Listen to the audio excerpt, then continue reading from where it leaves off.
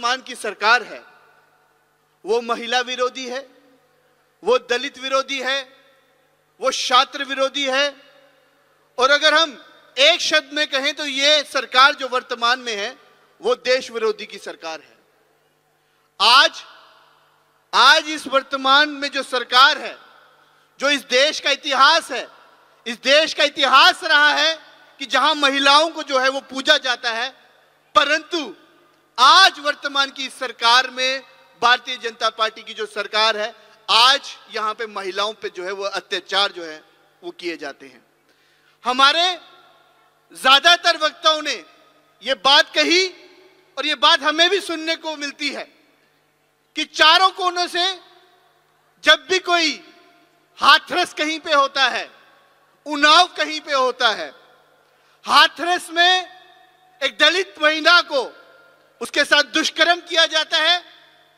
रात के अंधेरे में उसकी चिता को जलाया जाता है, और उस चिता को जलाने का काम और कोई नहीं वहां के डीएम के द्वारा किया जाता है। उन्नाव में एक महिला के साथ दुष्कर्म किया जाता है, और एक फिल्मी स्टोरी की तरह जिस तरीके से हम फिल्मों में देखते हैं, उसी प्रकार एक एक गवाह को जो है मारा जाता है। उस महिला जिसके साथ दुष्कर्म किया जाता है, उसके पिता को एक्सीडेंट में, जिस तरीके से हम फिल्मों में देखते थे, ट्रक से जो है कुचला जाता है, और फिर ये बोलते हैं कि वहां पे तो राहुल गांधी जी और प्रियंका गांधी जी और कांग्रेस पार्टी आवाज उठाती है, बाकी प्रदेशों में आवाज क्यों नहीं उठाती है? अरे भैया, बाकी प्रदेशों में जब कोई आदमी दुष्कर्म करता है तो वहां पे सरकार उनके साथ खड़ी नहीं होती है, परंतु भारतीय जनता पार्टी की जहां पे भी सरकार है, वहां पे जब दुष्कर्म किया जाता है, वहां पे भारतीय जनता पार्टी की जो सरकार है, वो जो हमारी बहन है, जिसको न्याय दिलाना चाहिए, उसके बजाय जो है वो दोषियों के साथ खड़ी होती है। इसलिए आप इस देश में हम देखते हैं कि दुष्कर्म हो, जहां कोई क्राइम हो, वो कहीं पर भी हो सकता है, परंतु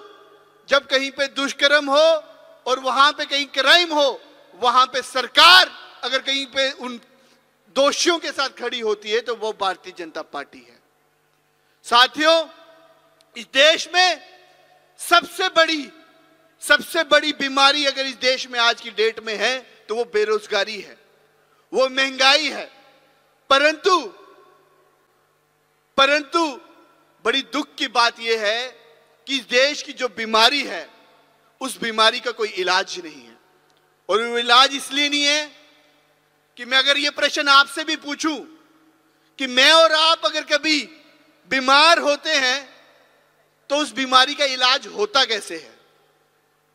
बड़ा आसान है कि सबसे पहले मुझे मानना पड़ेगा कि मैं बीमार हूं।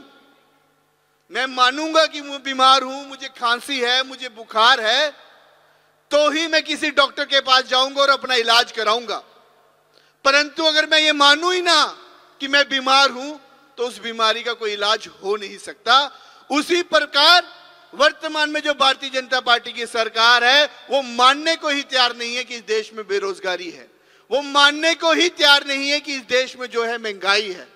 तो जब ये इस देश में सबसे बड़ी बीमारी को